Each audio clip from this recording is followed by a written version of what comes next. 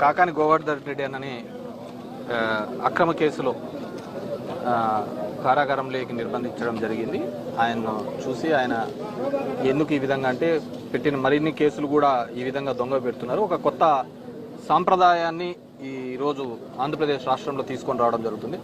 పెద్దలు రామచంద్రారెడ్డి అన్న చెప్తున్న విధంగా మామూలుగా మేమేదన్నా ఆవేశపడతా అంటే ఎందుకులే రాము ఆగండి ఊరికి ఇవన్నీ పోతా అంటే ఇవన్నీ అని అనేవాళ్ళు. ఈరోజు అట్లాంటి వాళ్ళు కూడా లేదు, ఇది ఒక కొత్త సాంప్రదాయము, ఇబ్బంది పెట్టే వాతావరణం అనేది ఒక మంచి పద్ధతి కాదు, ఇది మళ్ళీ రివర్స్లో వస్తుంది అనే ఒక భయాందోళకమైన పరిస్థితిని చూస్తున్నాము. ఖచ్చితంగా ఇది ఒక చెడు సాంప్రదాయాన్ని లేవనెత్తుంది. నేను ఒక్కటే చెప్పదలుచుకున్నాను, ఈరోజు ప్రభుత్వాన్ని ఎలాగో అయితే మా మీద కేసులు ఇవన్నీ 4 ఏళ్ళు మాకు తప్పవు. నేను కోరుకునేది ఏంటంటే మీరు ఎట్లాగో బడులు హాస్పిటల్లో రిపేర్లు చేపిలేరు, నీట్గా చేపిలేరు. నెక్స్ట్ అయినా మీకు ఇది చాలా అవసరం పడుతుంది. ఏది ఈ సెంట్రల్ జైల్స్ అన్ని కూడా దాన్ని రెనోవేట్ చేసేసి మంచి కండిషన్స్తో పెట్టుకుంటే రేపొద్దున మీకు కూడా ఉపయోగపడతాయి. కాబట్టి అది డెఫినెట్గా చేయాలని చెప్పేసి మిమ్మల్ని కోరుతున్నాను.